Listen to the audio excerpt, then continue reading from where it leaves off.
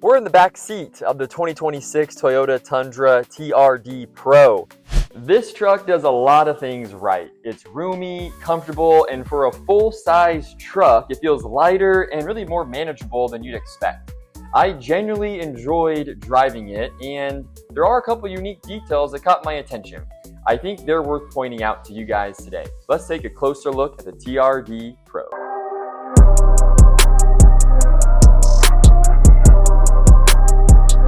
All right, guys, well, here we have it. This is the brand new 2026 Toyota Tundra TRD Pro. I know a lot of people are checking out this truck with the amazing off-road capability, the additional styling, and just the manliness of a TRD Pro. So let's take a look here. Let's hop in the TRD Pro.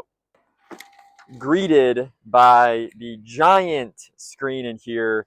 There's a lot of nice things about this truck. The a little more camo vibe with the seats, the TRD Pro stitching.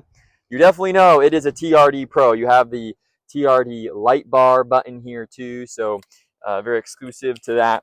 You have your digital rear view mirror here, and then you also have your good old sunglass holder. You have your LED lights for each side. This is going to do the back window. Pretty fun to have that.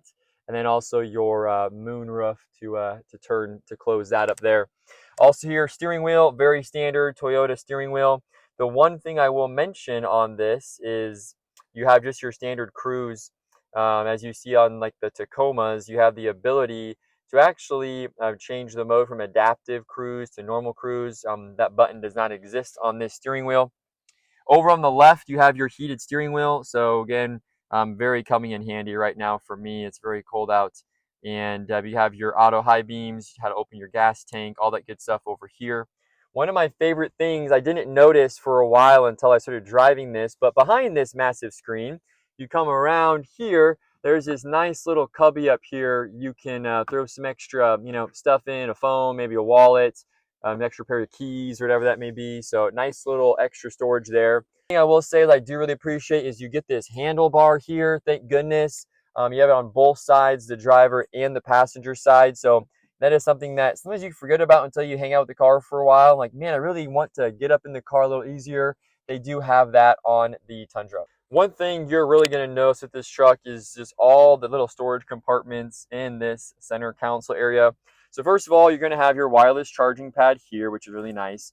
You're going to have just some extra areas to put stuff in. It is actually a little bit grippy, which I'm very thankful Toyota did that. I'm really not a fan of just slippery plastic, so I do like they made that grippy down there. You have your two cup holders. This right one's a little bit deeper, which is nice. You have this little tray area. This opens up into a little area there, and there's a little button over on the side at either side, and you can get into the center console box here. So you got more little cubbies and little knick-knack areas. It is all kind of rubberized in here, which is really nice. You also have a light down there in the bottom.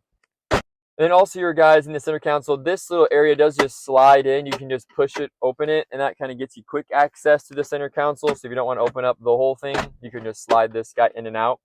So you have the up and down, the forward, back, this. But your lumbar is actually just forward and backward. It doesn't go up and down, so it doesn't actually adjust. So it's kind of unique. You can go get a Tacoma with the full adjusting lumbar support, but for some reason you don't in this truck. So a little bit odd to me. They wouldn't do that. Again, here's the side door, the memory seats and all that good stuff, but just those little things that you notice the longer you're with the vehicle, like, why didn't they add that to this truck?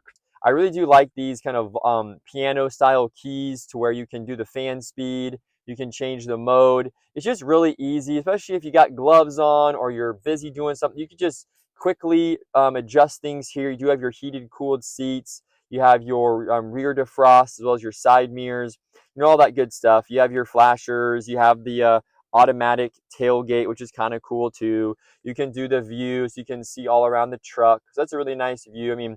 I feel Toyota took a long time to kind of get up to speed on some of these. I really do wish that they showed the TRD emblem on there, but you get what you get, I guess. Overall, the drive, it's pretty light, I would say. It doesn't feel very heavy. I was really surprised that the more I drove it, how light it felt actually behind the wheel. That was really nice kind of gesture that you did get from this Tundra. And you know, there is a little bit of wind noise coming in. I wouldn't say it's completely soundproof.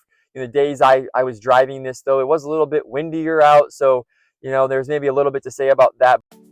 Well guys, the final question really comes down to, is this new generation Toyota Tundra worth what we know the old Tundra to be worth?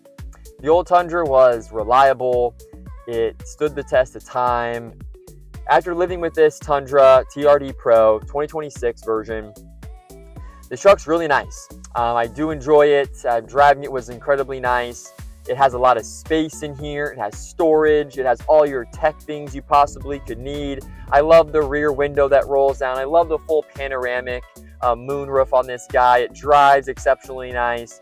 So it's a nice truck, but we still don't know what it's going to be like long term. So hopefully this review today was helpful and it can give you more confidence to go maybe purchase and pick up one of these Tundras. Thanks again for watching. We'll see you next time.